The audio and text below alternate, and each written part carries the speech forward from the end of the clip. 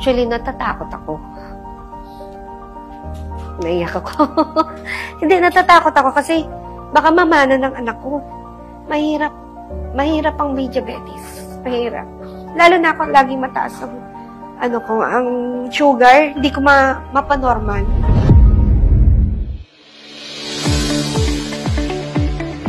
I'm Sheila Eluna, age 53, taga Gentry, Cavite.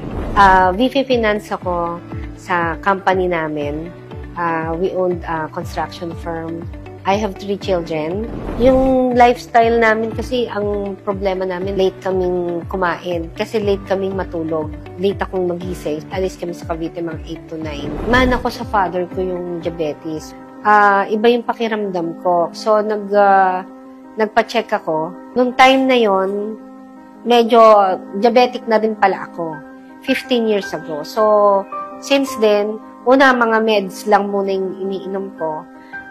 Parang magte-10 years na akong insulin dependent. Nagtutusok na ako sa tiyan ng pen ng insulin. Itong last year, October 12, biglang iba yung pakiramdam ko, nangingimi ulo ko, nagpapalpitate yung heart ko. Tapos at the same time, yung mga fingers ko parang namamanhead. Sabi ko sa anak ko, i-sugar mo ko, baka, o kaya i-BP mo ko, kasi minsan nagaano din yung BP ko o blood pressure ko. Yun, nakuhanan ako ng 339. So, lahat sa family, nagpanik. Kasi, first time kong nag-539, ang pinaka, ko is 389 yata, o 390 yung sobrang taas ko na. Yung 539, sinabi ng doktor ko, rush mo na sa hospital, baka may maapektuhang organs ko. The following day, kuha ulit, 500 plus pa rin. Sabi ng doktor, kailangan na siyang ma-confine. Actually, natatakot ako. Naiyak ako. Hindi, natatakot ako kasi baka mamana ng anak ko. Mahirap. Mahirap ang may diabetes. Mahirap. Lalo na ako laging mataas ang sugar, hindi ko mapanormal. Yun yung kinatatakot ko na ma-adapt nila. Kasi ako na-adapt ko dahil sa parents sa father ko. Yun na natatakot naman ako na ma-adapt ng mga anak ko. Actually, ayoko nang mag-take kasi ayoko na madagdagan ng mga iinumin. Pag na-pressure ako, shoot up kagad ang sugar ko Isa yun sa nagiging, sa stress. Sabi ng anak ko, sa Sherwin, itry mo mami to kasi ko nga to, nabasa ko, maganda yung magiging sa health ito, yung benefit.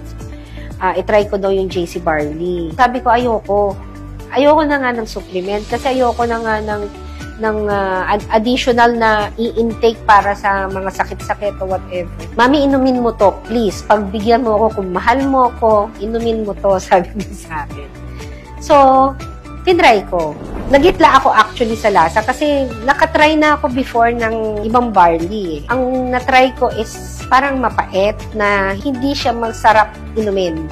Pero tong barley na to, ay teka, parang juice. So, nag-enjoy ako kasi malamig siya. Kailangan mo sa malamig mo siya tunawin. Oo. So, nasarapan ako. Kung maganda sa health ko, tapos ganun siya kasarap, madali siyang inumin ko. Sabi ko, sige, everyday niya ako pinagtsatsagaan timplehan before meal and bago matulog. One time na nalimutan niya, ako na ang naghahanap. First time kong nag-142 na same medicine, same insulin.